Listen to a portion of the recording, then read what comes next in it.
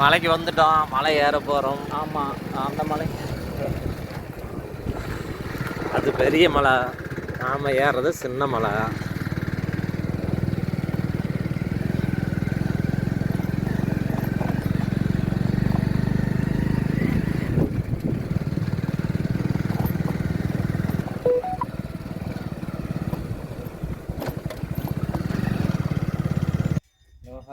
நம்ம கோயிலுக்கு வந்துட்டோம்.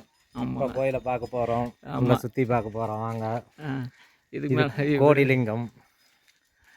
இந்த லிங்கத்தில் என்ன சிறப்புன்னா அங்கே போய் பார்க்கலாம் வாங்க. ஆமாம், என்ன சிறப்புன்னு ஒவ்வொன்றும் அவர் சொல்லுவார்.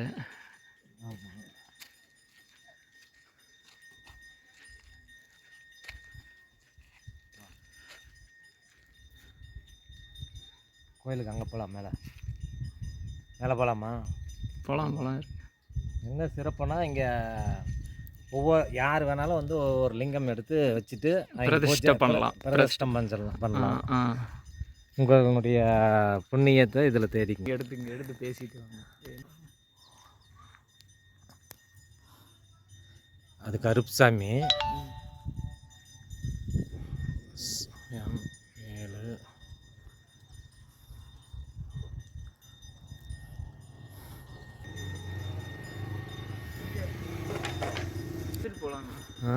எடுத்துட்டு போகலாம்.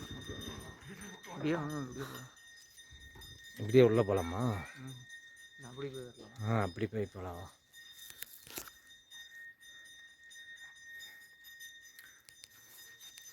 ஒருத்தர் பிரதிஷ்டை பண்ணி அந்த பேர் எதுவும் நம்ம ஆமாம் அங்கே நம்ம வைக்கிறோம்னா நம்ம பேர் போட்டு நம்ம வச்சுக்கலாம். ஆமாம், இந்த மாதிரி பிரதிஷ்டை பண்ணலாம்.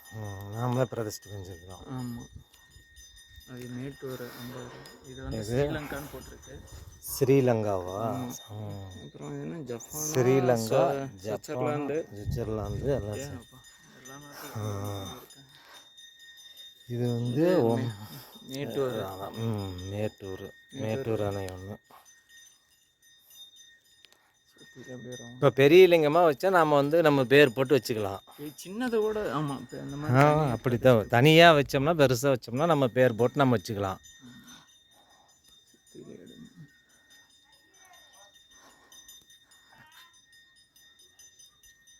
வித்தியாசமாக அந்த லிங்கம் பாரு, நல்லா இருக்குது.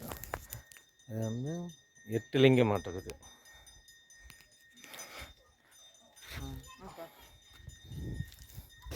இது வந்து 8 லிங்கம் மாட்டுறது. நல்லா இருக்குது, சூப்பராக இருக்குது. இந்த லிங்கம் சூப்பராக இருக்குது. இது அம்மனம் சனீஸ்வர் பகவான். அது ஆமாம், வாங்கிட்டு வந்து வச்சுருக்குறாங்க. இதில் எல்லாமே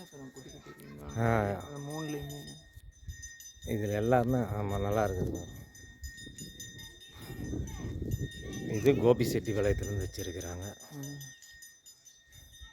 ஒவ்வொன்றும் இதில் சின்ன சின்னதாக இருக்குது. அதில் ஒரு லிங்கமாக ஃபுல்லாக வடிஞ்சிருக்காங்க. இதில் தண்ணி ஒன்றா அற்புதமாக இருக்கும்.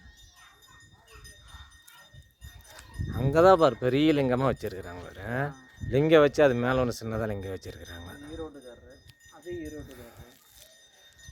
ஆமாம், இது திருப்பூர். அன்னைக்கு இப்போ இது பண்ணது.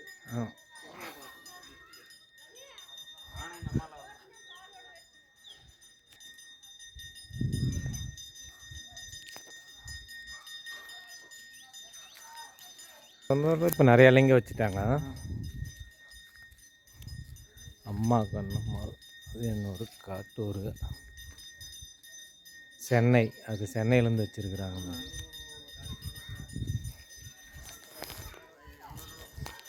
நீங்களும் பாருங்கள், நீங்களும் வந்து ஒரு ரிங்கை எடுத்து வச்சு பிரதிஷ்டை பண்ணி பார்த்துக்குங்க. புண்ணியத்தை தேடுங்கள், உங்களுக்கு புண்ணியம் கிடைக்கும்.